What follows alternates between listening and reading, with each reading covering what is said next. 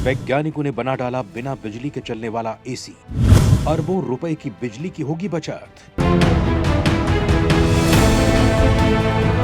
अब आम आदमी भी खरीद सकेगा एसी, न होगा कोई इलेक्ट्रिक बिल का टंटा। दोस्तों, गर्मी का नाम सुनते ही हमारे माइंड में कूलर, सीलिंग फैन और सबसे जल्दी तो एसी आता है।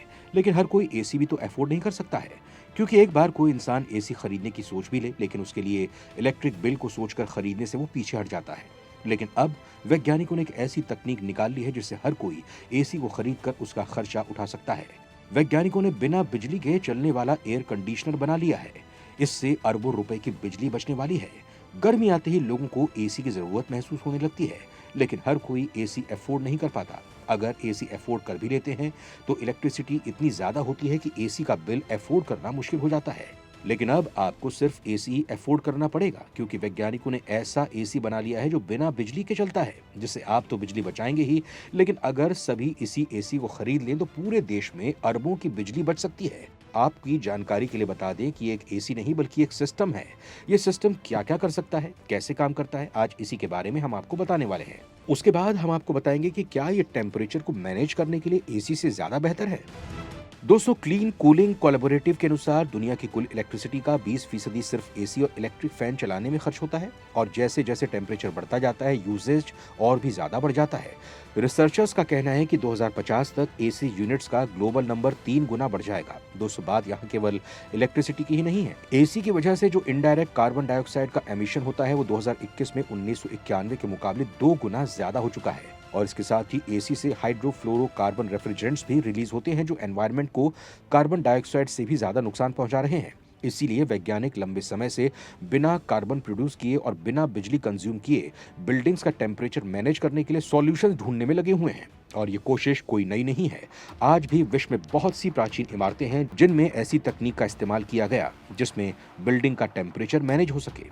अब फाइनली एयर कंडीशनर के युग में भी मैसाचुसेट्स इंस्टीट्यूट ऑफ टेक्नोलॉजी यानी अमेरिका की MIT ने एक यूनिक टेक्नोलॉजी ढूंढ ली है जिसमें टेम्परेचर भी मैनेज हो पाएगा, कार्बन प्रोड्यूस नहीं होगा, इलेक्ट्रिसिटी की भी बचत होगी। ये एक ऐसा कूलिंग सिस्टम है जिसका डिजाइन इंसुलेटेड कूलिंग के साथ इवेपोरेशन और रेडिएशन को कंबाइन करता है, जिसे ICER कहते हैं, यानी insulated cooling with evaporation and radiation. इस खोज को सितंबर 2022 में journal cell report physical science नाम की एक जर्नल में पब्लिश किया गया था।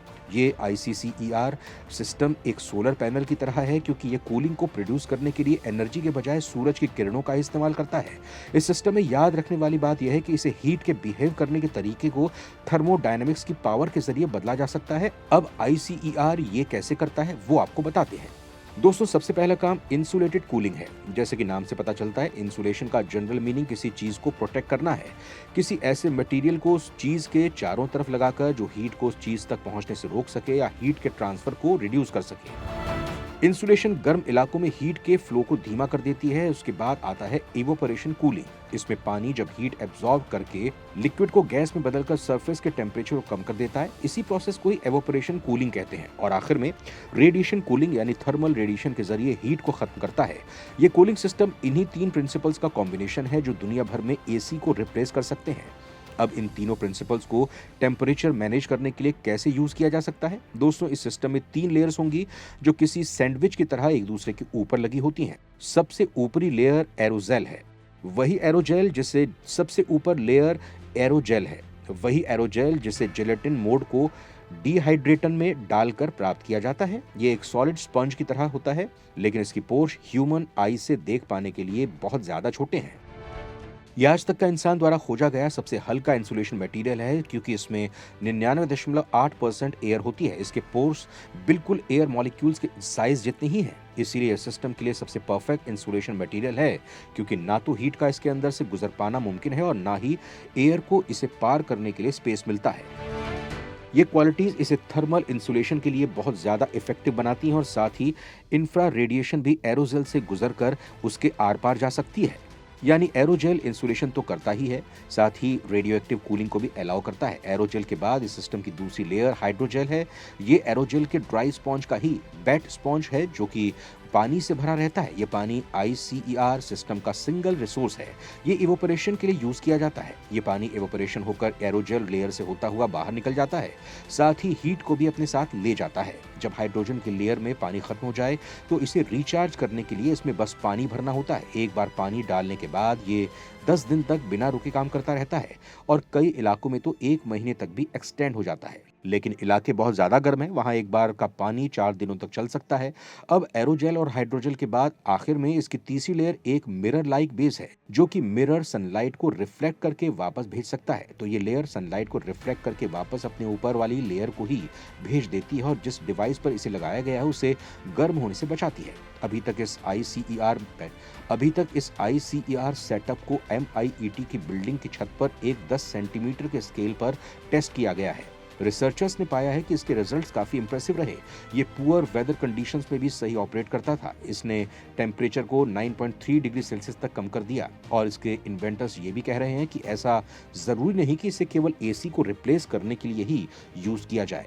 AC के साथ इसे किसी तरह यूज करके AC की इलेक्ट्रिसिटी यूजेज को भी बहुत कम किया जा सकता है। यानी हम अपने अवेलेबल कूलिंग सिस्टम के साथ भी इसे यूज कर सकते हैं, लेकिन उसके लिए अभी काफी रिसर्चर्स और एक्सपेरिमेंट की जरूरत पड़ेगी। इससे फूड को प्रिजर्व रखने के लिए भी एक बेहतर सॉल्यूशन के तौर पर इस्तेमाल किया जा सकता है। रिसर्चर्स का कहना है कि फूड को प्रिजर्व करने के लिए अगर ICER का इस्तेमाल किया जाए तो ह्यूमिड एरियाज में फूड की शेल्फ लाइफ को 40% तक बढ़ाया जा सकता है। मतलब फूड लंबे समय तक खराब नहीं होगा और ड्राई एरियाज में शेल्फ को 200% तक बढ़ाया जा सकता है। लेकिन दोस्तों, ये सेटअप सुनने में जितना आसान लग रहा है उतना आसान है भी नहीं, क्योंकि पॉली इथाइली एरोजेल को प्रोड्यूस करना बहुत कॉम्प्लिकेटेड है। इसे मैन्युफैक्चर करने के लिए एक्सपेंसिव इक्विपमेंट्स की जरूरत पड़ती है। यानी एरोजेल जो इलेक्ट्रिसिटी को बचाने का एक अच्छा सॉल्यूशन है, उसे बनाना बिल्कुल भी सस्ता नहीं है। लेकिन इसकी मैन्युफैक्चरिंग कॉस्ट को कम करने के लिए भी MIT फिलहाल रिसर्च कर रही है। वैसे चाइना की नेजिन फॉरेस्ट्री यूनिवर्सिटी और जर्मनी की university of applied science and arts ने भी एरोजेल बेस्ड पैसिव कूलर बनाए हैं, जो रेडिएटिव कूलिंग और थर्मल इंसुलेशन को भी ब्लेंड करते हैं। ये भी ICER की तरह ही सनलाइट को रिफ्लेक्ट करते हैं। ICER सिस्टम से टेम्परेचर को 9.3 डिग्री सेल्सियस तक कम किया जा सकता है और इनकी यूनिवर्सिटीज द्वारा बनाए गए पैसिव कूलर से टेम्परेचर 9.2 डिग्री सेल्सियस तक कम हो सकता है। दोस्तों, हम आपको बता दें कि हांगकांग और ऑस्ट्रेलिया में भी एरोजेल को दूसरे तरीके से बनाने के प्रयास जारी हैं, ताकि एरोजेल बेस्ड कूलिंग सिस्टम को AC की जगह इस्तेमाल किया जा सके। एरोजेल को प्रोड्यूस करना एक्सपेंसिव और कॉम्प्लिकेटेड जरूर है, भले इसमें टेम्परेचर को मैनेज करने की भी टेक्नोलॉजी खोज ली गई है, लेकिन अभी भी इसके हमारे बिल्डिंग वर्क स्पेस तक पहुंचने में कई साल लग जाएंगे। अभी इसके ऊपर काफी रिसर्च और एक्सपेरिमेंट होने बाकी हैं। अभी तक इसे केवल लैब्स में ही टेस्ट किया गया है। दोस्तों, आपको क्या लगता है कि एरोजेल बेस्ड कूलिंग सिस्टम बनाने में वैज्ञानिक सफल हो पाएंगे?